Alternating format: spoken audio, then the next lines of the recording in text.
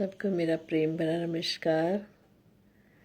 अभी मुझे किसी ने प्रश्न किया कि कलयुग कब तक रहेगा। देखो, ये तो एक सृष्टि का नियम है। आप सब जानते होंगे, सबसे पहले सतयुग था। सतयुग जो था, वहाँ सभी आत्माएं शुद्ध आत्माएं थी।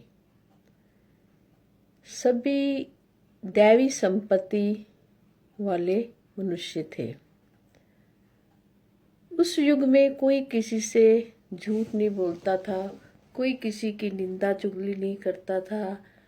उस युग में सत्य प्रधान था, सभी आत्माएं शुद्ध थी एकदम। 16 कला संपूर्ण सतयुग था वो। धीरे धीरे सतयुग के पश्चात कौन सा युग आया? त्रेता युग आया। त्रेता युग में भी आत्मा का जो स्तर था वो बहुत ऊंचा था। त्रेता युग में श्री राम जी आए। वो 14 कला संपूर्ण थे, मर्यादा पुरुषोत्तम थे।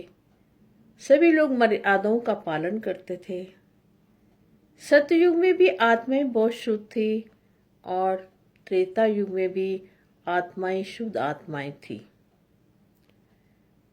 और सतोगुण प्रधानता थी। सतगुण प्रधान था। रजोगुण और तमोगुण जो था सतयुग में भी और त्रेता युग में भी जो गुण था, यानी कि गुण तो तीनों ही सभी कालों में रहे हैं, क्योंकि बिना 3 गुणों से तो सृष्टि चल ही नहीं सकती थी। परंतु सतयुग में क्या था, जो आत्माएं पवित्र थी, उनका जो स्तर था ऊंचा था, तो सतगुण ज्यादा होता था और रजोगुण और तमोगुण की प्रधानता कम रहती थी। ऐसे ही त्रेता युग में भी सतोगुण प्रधान था, रजोगुण उससे कम और तमोगुण उससे कम। फिर आया द्वापर युग। द्वापर युग में सतगुण जो था ना, वो थोड़ा कम होना शुरू हो गया। रजोगुण की प्रवृत्ति ज्यादा हो गई और तमोगुण की थोड़ी कम थी। यानी कि सतगुण जो था वो उसका जो स्तर था थोड़ा सतयुग और त्रेता युग से थोड़ा निम्न होना शुरू हो गया। और उसी काल में श्री कृष्ण भगवान आए। हमने देखा द्वापर युग में महाभारत भी हुई, क्योंकि रजोगुण की प्रधानता थी और तमोगुण भी उसमें चल रहा था। जब जब कहते हैं सतगुण दबता है, रजोगुण ऊपर उठता है। श्री कृष्ण भगवान ने कहा, सत्वा संजायते ज्ञानम रसो लोभ मोह एवचा।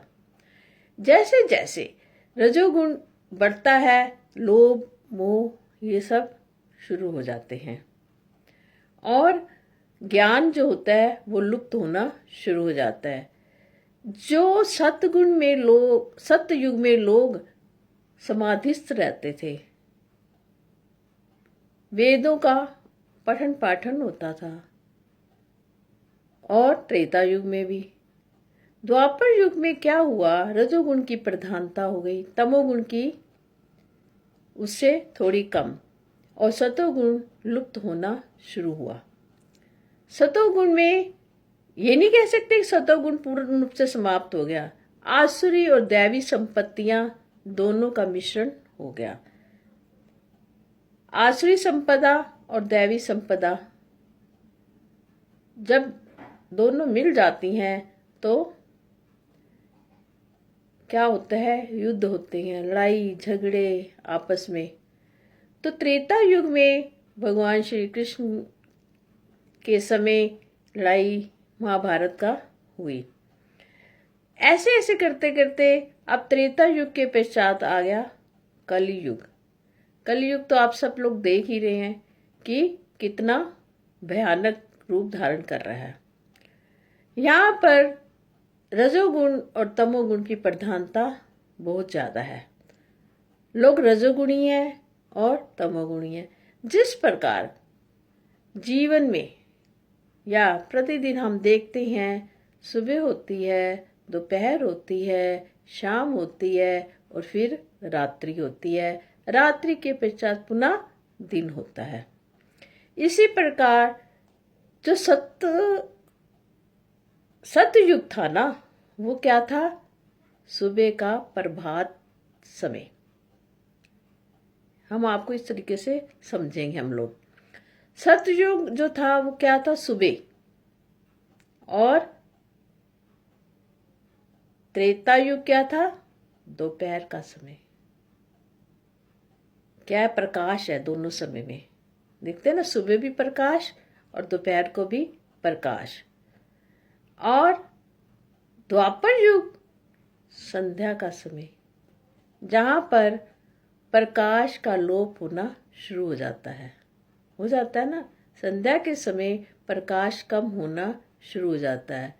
जैसे ही प्रकाश कम होता है तो आसुरी प्रवृत्तियां शुरू हो जाती हैं। ये एक समझने के लिए। और जब रात्रि हो जाती है तो घोर अंधेरा छा जाता है। ये कलयुग घोर अंधेरा है। अब ये नहीं कहेंगे सदा कलयुग ही रहेगा, क्योंकि जिसने भी ये प्रश्न किया कि कलयुग कब तक रहेगा, हर रात्रि के बाद सुबह जरूर होती है। अब ऐसा है, आज देखो कलयुग में लोग सारी रात जागते हैं, सुबह सोते हैं 4 बजे। आप देखोगे आजकल कंपनियां भी ऐसी खुल रही हैं, सब कुछ आप देख ही रहे हो कि बच्चे लोग सारी रात जागते हैं, 4 बजे सो जाते हैं और उनका दिन फिर 12-1 बजे शुरू होता है। तो कलयुग क्या हो गया? कल मैंने पुर्जे, मशीनों का युग है। रजोगुण की प्रवृत्ति बहुत ज्यादा। रजोगुण क्या देता है? लोभ के कारण लोग धन कमाने में लगे हुए हैं और धन कमाने में अपने सारे शरीर को, जो जैसे जैसे हमारी जीव की प्रवृत्ति बनी हुई है, समय से सोना, समय से उठना, समय से खाना, नियमित रूप से निद्रा लेनी, नियमित रूप से जागना, वो आप देख रहे हो कितना उल्टा होता जा रहा है। विपरीत दिशा में लोग जा रहे हैं। अब जब विपरीत दिशा शुरू हो जाती है तो उसका प्रभाव क्या होगा? यानी जब हमारे ज्ञान का समय है, उस समय अज्ञान रूपी निद्रा में हम सो जाते हैं। उठने का समय था हमारा, ज्ञान का समय था, प्रभु से मिलने का समय था। जब हमें प्रभु के मिलने का समय आया और हमने अपनी निद्रा को चुन लिया तो क्या हो गया? हम विपरीत दिशा में जाना शुरू हो गए। तो इसको कहते हैं घोर कलयुग। अब घोर कलयुग आ चुका है तो एक ना दिन सवेरा तो होएगा ही होएगा। ये तो नहीं हो सकता सवेरा ना हो। तो हमें ये सब बातों के ऊपर बड़े गौर से सोचना चाहिए कि हर दिन, हर समय, हर युग बदलता ही रहता है। कभी भी आप देखोगे किसी के जीवन में सदा अंधकार नहीं रहता, या किसी के जीवन में सदा दुख नहीं रहते, सुख भी आते हैं ना। आप किसी भी जीव को ले लो, क्या वो सदा दुखी रहा है? कभी ना कभी उसने कोई सुख का क्षण नहीं देखा? या कोई ऐसा व्यक्ति बताओ जिसको कभी दुख ना मिला, सदा सुखी सुख देखा हो? ना सुख रहता है ना दुख रहता है।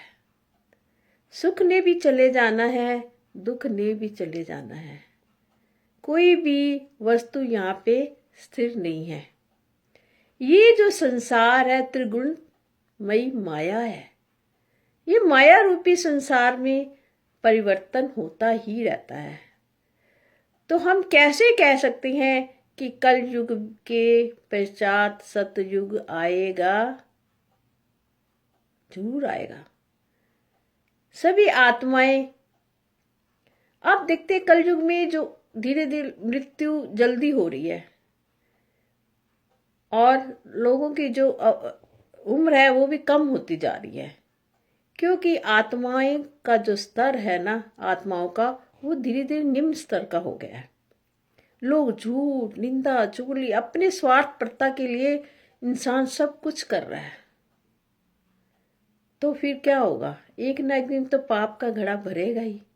जैसे ही घड़ा भरेगा वो फूटेगा भी। अभी तो छलछला रहा है वो घड़ा, और एक ना एक दिन फूटेगा भी। तो हमें क्या करना चाहिए कि इस कलयुग में भी कुछ तो है, पूर्ण रूप से अज्ञानता नहीं है। सतोयुग भी है, कुछ लोग बहुत ज्यादा धर्म में लगे हुए हैं, परंतु कलयुग में धर्म की ओट लेकर बहुत कुछ गलत भी हो रहा है। यही तो कलयुग है। सतयुग में ऐसा नहीं था।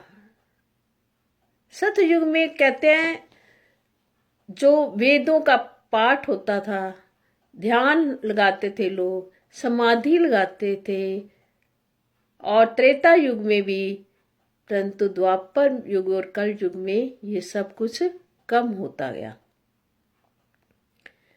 समाधि से जो सुख की प्राप्ति होती थी सतयुग में, जो उसका फल की प्राप्ति होती थी, वही आजकल कल युग में केवल नाम जपने से ही भगवान प्रसन्न हो जाते हैं और वो उतना ही फल जीव को दे देते हैं, जो कि सतयुग में कहते हैं हजारों साल की समाधि लगाने के बाद मिलता था।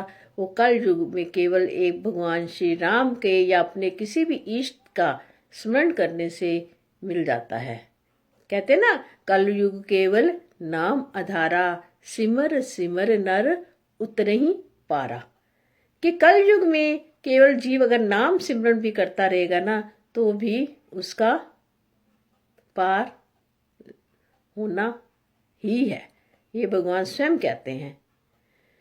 तो भगवान ने जो भी 4 युग बनाए, 4 पहर बनाए, अगर हम इन सब को उसी दृष्टि से देखें तो हमें पता चलता है कि ये 4 पहर 4 युगों को ही दर्शाते हैं। अगर हम बड़ी गहराई में जाते जाएं तो हमें ईश्वर की जो सृष्टि है ना, उसके बारे में अपने आप ही पता चलना शुरू हो जाता है। जैसे हम हैं,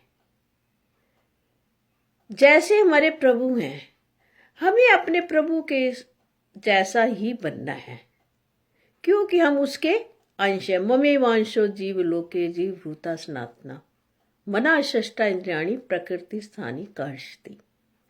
भगवान कहते हैं कि मैं ही हूं, मेरी ही माया चारों तरफ दौड़ाई जा रही है, मैं ही सभी जीवों को घुमा रहा हूं। अब प्रश्न ये उठता कि कल युग का अंत कब होएगा? अब भगवान ने जिस जिस आत्मा का जितना जितना लेना और देने का संबंध था, जिस दिन वो चुकता हो जाएगा, सभी आत्माएं अपने अपनी सभी जितना भी लेने देने के संबंध से चुकता कर चुकी होंगी, तो हो सकता है कलयुग का अंत हो जाए, क्योंकि हम आए ही यहाँ पर अपने लेन देन हिसाब का चुका करने के लिए, अपने हिसाब को समाप्त करने के लिए। नहीं तो हमारी इस दुनिया में आने का कोई प्रयोजन ही नहीं था। ये जो शरीर हमें मिला है, इसका एक कारण है कि हम क्यों आए संसार में। तो इतना कहते हुए मैं अपने शब्दों को विराम देती हूँ। हो सकता है किसी को कोई गलत भी लगे तो मैं क्षमा चाहती हूँ। हरि ओम तत्सत, हरि ओम तत्सत, हरि ओम तत्सत।